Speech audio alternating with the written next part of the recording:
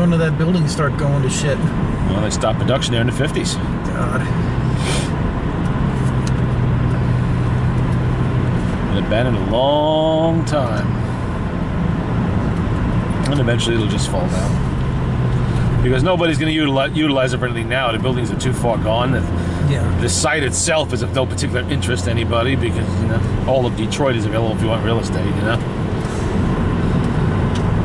And I don't see manufacturing choosing to move back there for any particular reason. I mean, why would you want to? I mean, back in the day, they were there in the first place because access to raw materials was made easier by the lakes being there, right. The rail hubs and all of that. But today, why would you put your manufacturing facility in a place that has such inhospitable winters and everything else, when you could just as easily locate it in southern New Mexico, you know, and or Mexico, you know, that which is what a lot of them do, or nowadays China and places, you know, they won't go back there. Detroit is the dead city. It will be eventually. Not already. It is already, but can't pay the police, can't pay the fire department. Fuck you. As a city, it's done. The only ones left there are the ones who can't go anywhere else, you know. It's done. It's part of yesterday. Like most of the upper Midwestern cities, Flint and all the other ones, you know, they're all deteriorating for the same reason. Times changed, manufacturing methods changed. Factories today are not labor intensive like they were, you know, back in the 50s and 40s. We had hands-on doing everything. Now it's all automated. You know, it's all computer controlled, automated factories and shit. You got 5 guys running a whole goddamn line, you know. Don't need that many people. So even if they did move the entire auto industry back there, they don't need the people, you know. There's no jobs. It's not going to create jobs for anybody. All the water is polluted from all those factories. Oh, yeah. My favorite is when the train went over the bridge and sparks fell into the water and the whole river went up. That was Ohio. Yeah. That was the... that was because they used to throw a useless byproduct. Lights. They used to throw a useless byproduct of kerosene production into the water to get rid of it, called gasoline, because they didn't really have a use of any sort for it. I wonder what happened. Somebody got pulled over and went, what the? Are they on the grass? No, I think they pulled over into the driveway. Oh, they're in the driveway, okay. Oh, sir, the reason I pulled, he looks like he deserves a ticket.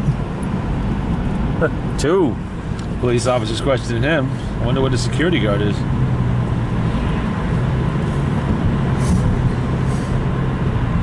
Yeah, a couple of fires. One was in the 20s, and then the big one was in the 60s. 1968, I think. Well, that wasn't due to gasoline in the water. That was other chemicals. Total chemicals of every fucking kind seeping in. But in the early days of oil production, they used to have fires all the time in the rivers because that's where they would dump the gas and the benzines and all the other shit they didn't need to go in there. Yeah, they said sparks were flying when on the drain bridge. Yeah. Oof, and it wasn't like the river was just like, oh, look, a little blue flame. It was like, yeah, it was on fire. Yeah, It was like the river of, they said it looked like something out of the Bible there. Mm-hmm. And it didn't go out in 5 minutes. It put a week. It burned or something. Yeah. And they couldn't do nothing with it. And then they said the stink after it was all done. Oh, yeah. It was a different time. Yeah, well, no EPA and... now all that shit happens in third world countries, you know, because that's where they moved all the factories.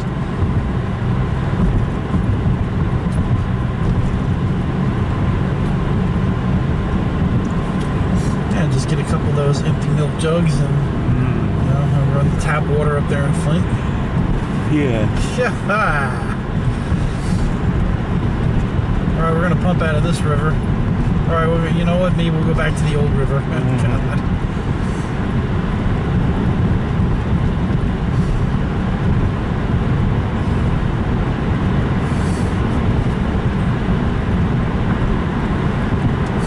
So they figure, you know, how many plumbers to go house by house, block by block, you know. Do it the government way, it'll take 1,000 years. You do it without the red tape, it'll take a year. Call on all the plumbers and one by one, house by house. Which we know that ain't gonna happen. You know?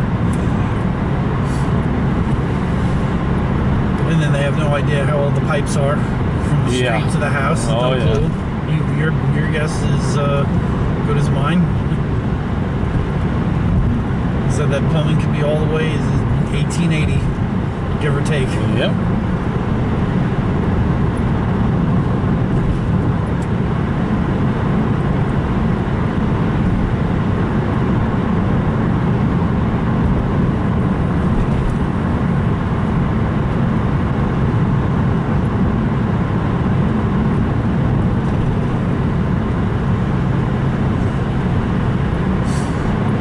Yeah, it was like, you see it on the videos, Detroit and stuff. Oh my God, to see it up close like that, whoa. Yeah. It's like, confirming what I already saw and knew.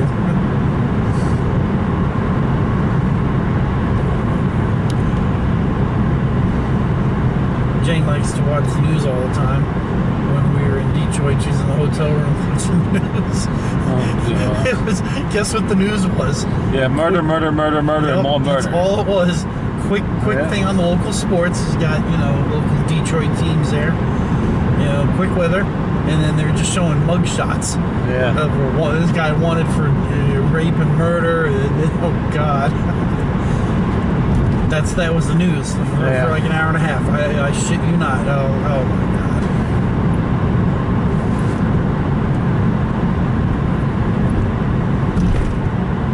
Kind of fucked up driving out there. Oof.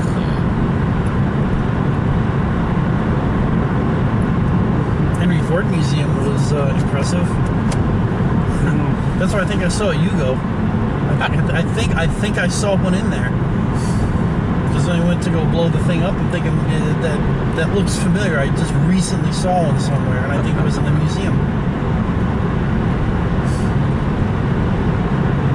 I remember seeing those in the parking lot. I used to have them in the yard. Oh, yeah? Oh, yeah. How many do you think you had in 3 there? or 4. They were common in the late 80s, Yeah, well, I remember seeing them in when we And were because they working were at real crap, they would literally, they wouldn't be long on the road. Ah. How many? What's the average amount of miles? I don't remember, but it wasn't that much. It didn't help that the Civil War over there very quickly interrupted the parts flow, and you couldn't get parts from them anymore. That was How it. thin was the metal on these things? No thinner than any other car. There was nothing particularly revolutionary about them. They were just a cheap car, a small cheap car that you couldn't get parts for. So what the hell? People junked that fucking thing. So that was the biggest problem. Yeah, pretty much. How did were they making them? 86, 87? I believe only 3 years, something like that. Yeah. I'm thinking 88. I don't recall any from 89 or 90. You know? Someone in there bought one. Somebody had. I remember somebody had one. Oh, they're around. They're out there. You can get one. They're not particularly expensive even, but you'll have a little bit of trouble maintaining it after a while because you can't get basic parts. Even tune-up shit, It's just, Yeah, God. the factory is a slab, It's gone. Along with everything else, they blew it up When did it get blown up? I wonder. during the Civil War. During the unpleasantness going on over there in the 90s, that was the end of it. Collapse of the communist state of Yugoslavia.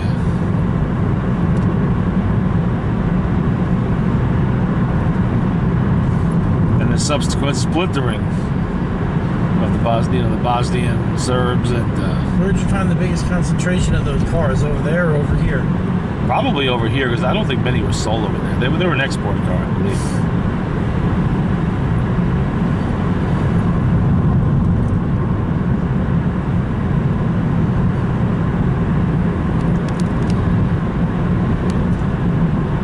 They were better than some other communist cars out there. I mean, a lot better than the Trabants,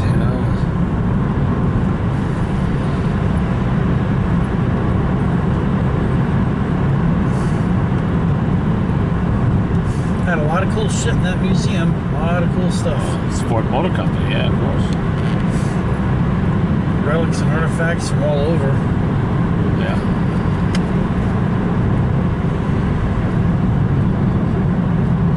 The checkered legacy of Henry Ford.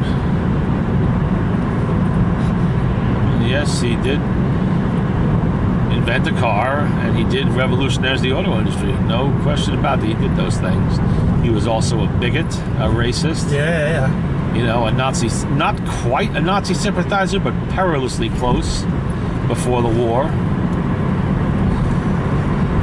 He also had a very heavy hand in labor relations, using strike breakers and bully tactics and violence. Old school Pinkerton style violence. On the shop floor. Yeah, that's what I heard. That's what a lot of employees said over the years. Which is what finally snapped, you know, the employees finally couldn't take it anymore. And then it led to massive strikes, especially in the 70s, and everything changed. Well, after Ford was dead anyway. But he died in 1943. How old was he? Oh, he was up there. I forget exactly, but he was up there.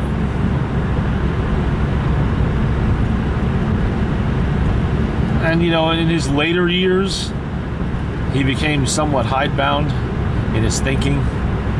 You know, he could have had a bigger market share if he had adopted some modern ideas in automotive design. I mean, it took him until, what, 1919 to finally, you know, put electric start in the Model T and then standardize it as on all cars by 25.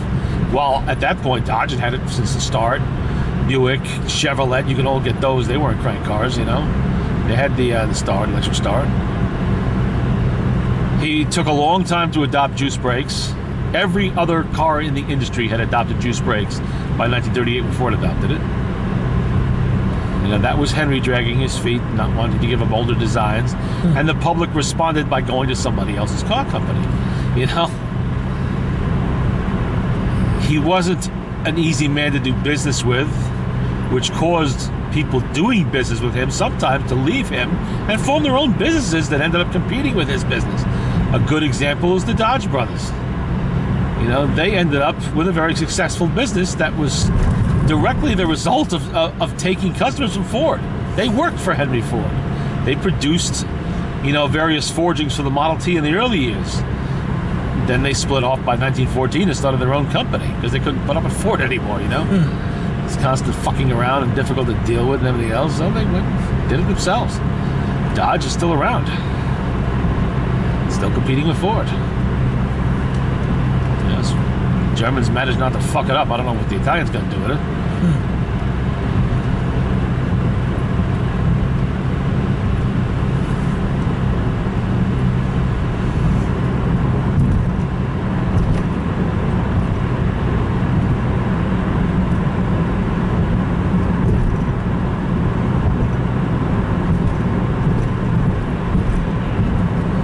His philosophy, of course, was to keep cars as inexpensive as possible so he could sell them to more people than anybody else, which is good, and it worked to a certain extent, but after a while, people wanted they want something a little better. Yes.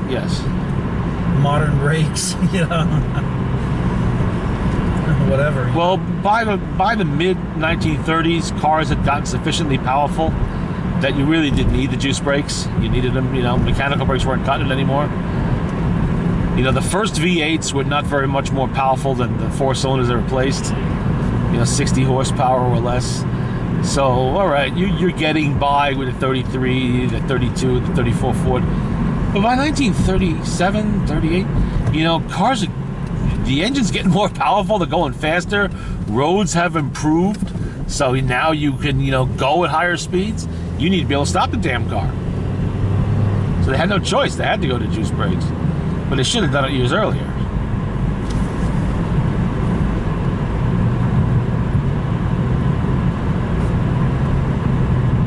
Well, he was pretty much self-made man. You know, he did come up with his own car designs and fight the industry to get the right to produce them. And, you know, he came up with innovations like the moving assembly line, all of that stuff, which revolutionized the industry.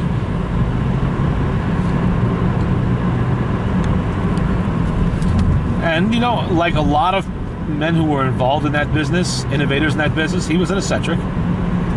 You know, so were others. I mean, look at the Dodge brothers. You know, their idea of fun was to go into a bar and tear the place apart. Yeah. That's what they like. They love to brawl. That's what, John and Horace Dodge is what they did for fun. They would brawl. I heard they were good to work for, though. They were very good to work for, but they were eccentrics. How many millionaire, owners of large corporations think it's fun to get down and dirty in a real, knocked out, drag out bar brawl? Not too many. Edison, he was not a car man, of course, but he was another eccentric. All his weird shit going on. Tesla was downright crazy. Some of the shit he came up with, you have to be crazy to think up some of that crap. But he was an innovator in the field, beyond question. Without him, there's a lot of things we wouldn't have. Do you have any Edison talking machines? Hell yes. I have a 1903 Edison Home Standard. Home A, I'm sorry, Home A. It's called a talking machine, or? No, it was called an Edison. The products of the Victor company were the ones to be labeled a talking machine. Eldridge R. Johnson. Around 1900 or 1901, I forget when he first incorporated the company with Emil Berliner, but they were called talking machines. He used that term, the Victor Talking Machine Company of Camden, New Jersey.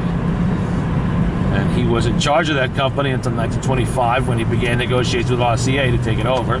RCA fully took it over by 1929, by which time the industry had switched over to radio as the primary means of sound reproduction that people really wanted and willing to pay a lot of money for. That was the big money maker at that time. Before that, phonographs were the big money maker because there was no radio. Johnson was an innovator in his field for sure. Emil Berliner came up with the disc phonograph. It was Johnson who perfected the motors for it, who made it marketable, and went on to bring sound to millions and millions of homes on multiple continents. He believed in building a quality product, which shows that even today, I buy these machines off eBay that haven't been touched in 80 years. And 80 to 100 years, going on 100 years. In a few hours it's playing, and in a few days it looks beautiful again, whatever. But because he used quality materials, there were no cheap shit. Not in the early years anyway. Once RCA started getting involved, things did cheapen up a little bit. But by then the industry was moving in a different direction. Nobody wanted to pay the equivalent of $680 in today's money for a portable phonograph anymore, and thousands for the big floor models and more fancy ones. Before they built the World Trade Center, and they had to go down there, and they had all those radio shops and shit down there. Yeah. Could you find parts? Well, not in radio shops. You'd have to go to a phonograph dealer for that. And that network pretty well folded after 1930. Before 1930, you had over 400 different companies in this country that manufactured some form of phonograph. Most of them bought parts and just assembled them. Maybe they made the case or something and they used somebody else's parts. That was the majority. But you had the big ones. You had Edison and Victor leading the pack. You had Columbia, Brunswick, Sonora. They were making their own. And a few others that made partial phonographs that maybe used somebody else's motor or whatever. But by 1930, the Great Depression had wiped all that out. They were gone. They were gone. And the market had dried up. Especially starting in the early 20s, everybody suddenly wanted portable phonographs. So Victor went into production of VV50, which was a success, and everybody noted this, and they immediately followed suit with their own. But by 1930, nobody wanted to pay big money for these anymore. They wanted something different. They wanted cheaper, smaller, lighter. They didn't care if it wasn't built quite as good as the other old ones were, but if it lasted 5 years, that's fine. Because by then the newest ones are going to be out, and they'll be getting rid of that one, Because 1921, you have a beautiful Victor Victrola 50, which was ochre mahogany, solid wood and veneers, and everything was nickel, plated brass, heavy motor with a strong spring. Really nice machine, really nice. Built to last 1,000 years. You could use it for a fucking jack stand if you wanted to on the car, But by 1929, 1930, 31, you have press board covered with fabric, flimsy little plywood style motor boards, almost like wall paneling. A very small motor that didn't produce much. Just good enough. Just good enough to play the record out in the field with your girl on a Sunday afternoon or whatever, and that's all. Take it on a picnic. Yes, yeah, exactly. Something small like you throw it in the car, and that's all you have to use it for, just that. Because by the 30s, they wanted electric machines. They didn't want to crank anymore. So they rapidly, over the course of the 1930s, the home phonograph, crank phonograph vanished. Nobody was buying big console Victrolas anymore with hand crank. That was the 20s. The last surviving acoustic hand crank machine was in the 1930s. And they sold fewer and fewer and fewer of them as battery-powered machines came along and so on. And by 1940, everybody, they were making records differently. They were played best on an electrically amplified machine. That's what people wanted. RCA came out with a very expensive battery-operated model that was electrically amplified. And it was a success. After that, everybody, whoa, look at that. We're going to, let's make that instead. And the last company in the world after World War II to still be making a hand crank acoustic phonograph was the English gramophone company. The HMV 102 that stayed in production until 1958, and they were still selling them as late as 1960 from stock. That's the one that went to World War II. Oh yeah, many of them did, sure. Yeah, they were used during the war because they were in production from 1932 on up, and that was the last quality machine out there. They never dropped the quality of that machine. It stayed top quality, typical of British manufacturing. It wasn't let go to pot. While they were making it, they kept the quality up, made it look nice, and it was the real market for them was in the third world. Britain's colonies in Africa, in Australia, in India, places like that. That's where they were still selling because they didn't have electricity. A lot of these places, and sure, a hand crank machine was a big success there. Not too many sold on the home market, and none of them sold here because they weren't selling on the U.S. market. But all that ended. If you want to find a phonograph shop after 1930, good luck. You'll find people who will repair them. Most likely to be, a radio shop that will also fix your phonograph for you, maybe.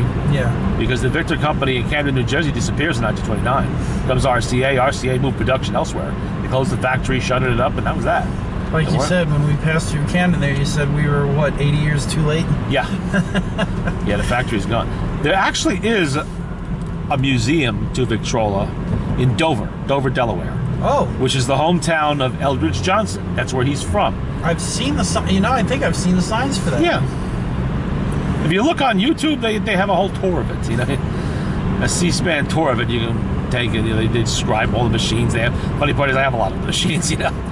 Well, they do a demonstration with a Victor 9. I have 5 of those. If you want to go to that airplane museum that we didn't have time for, we can go hit the Victor Museum. Yeah, that's a good idea. We'll have to do that next October. I swear I've seen the signs for it, or I've seen the building on YouTube. I don't know where exactly in Dover it is, but it is in Dover. Yeah, I see it because I go through Dover. I think I've seen the signs. It's been there for since the 1960s. Eldridge's family actually endowed the museum, and I don't know where all their machines came from, possibly from the Eldridge Johnson family. They got a consulate there. They do demonstrations with it, all kinds of stuff. You could probably do it better. Well, yes, I can, only because I have hands-on experience with the machines themselves. I have taken these machines apart many times and then maintained them. I know exactly how they're supposed to sound. I know how to rebuild the reproducers, the sound boxes, the springs, everything. So I look at one of those machines. I know exactly how it works. I know every little piece that's in it. I'm sure they have perfectly good people working there who maintain the machines, who know this too. But as I was watching the videos, there's a couple of older ladies who are giving, the tour. And somehow I just don't see them being elbows deep in the grease of a talking machine. Yeah. They understood how to play the machines, but they seemed a little rough about, on the how they're actually made and everything else, And I saw some things that did disturb me a little bit. I saw them having to spin up the Victrola by hand before putting the needle on a record. Now, the one hallmark of a healthy spring machine is that it spins itself up. You release the brake after you fully crank it, and the turntable spins up to full speed by itself. You don't just sit there and spin it by hand to get it going. You know, you like to crank in a car engine here Maybe to get the it spring's started. all old. I'm thinking that the spring is probably a little gummed up, and maybe it hasn't had oil in the mechanism in too long of a fucking time. And it should be done, but you know, that's their business, not mine. But Yeah, we'll have to go down there and straighten them out.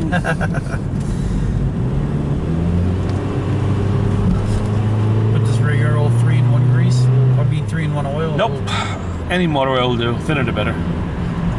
I use light weapons oil from the military. It's just a light oil, perfect for the little bearing, ball bearings and whatnot in there. I use white grease on the gears and in the spring. Although any moly-based grease would work too. It doesn't matter. As long as it's not that heavy fiber grease that you sometimes use on older cars. You don't want that. Any wheel bearing grease would work, would do the job. And I cut it slightly with STP motor lube. Just to give it a little bit more creamy consistency, that's all. And it worked well. I've never had a problem with my springs, even the older original springs, they work well. Stops the thump and bump in its tracks.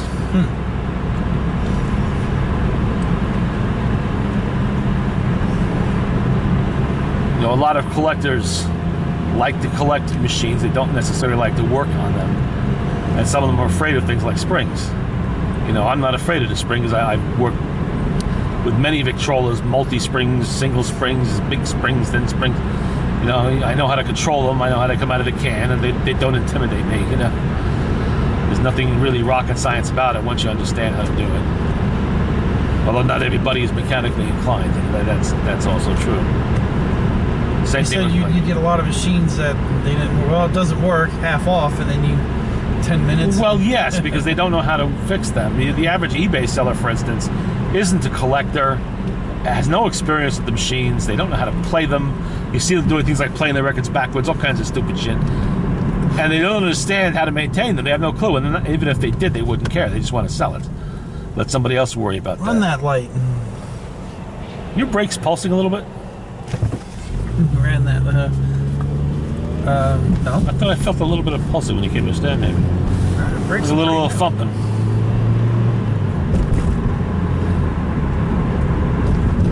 But I have yet to acquire a machine on eBay that had already been serviced and the grease springs all greased up and everything like that. The only ones that ever sell on eBay like that seem to be my own. You know, when I put one on there. Except the last one that I sold because the guy insisted he wanted it untouched. I said, no problem. Just the machine for you.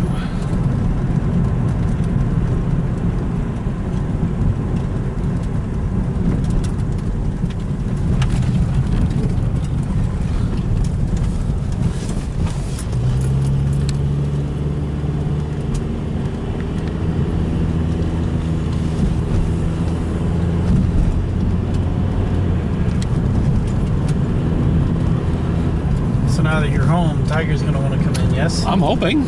I think so. Well, usually, I think he knows the sound and the look of the car. Probably. And the headlights, you What know. is that? Oh, coffee cup. Well, I should be around next week. We'll see. But I should. Scott, we'll see. I got nothing, no phone calls. So. You gonna close the gate or? No, the gate is frozen that way. Oh. There's nothing I can do about that gate. Well, that side's totally broken. This side is frozen in the goddamn ground. Remember, there's a big rock when you back out. Yeah. I'll come in then. All right, Tiger, where are you at? Probably over by the door, or he's hiding somewhere in the cold. All right. Okay, let's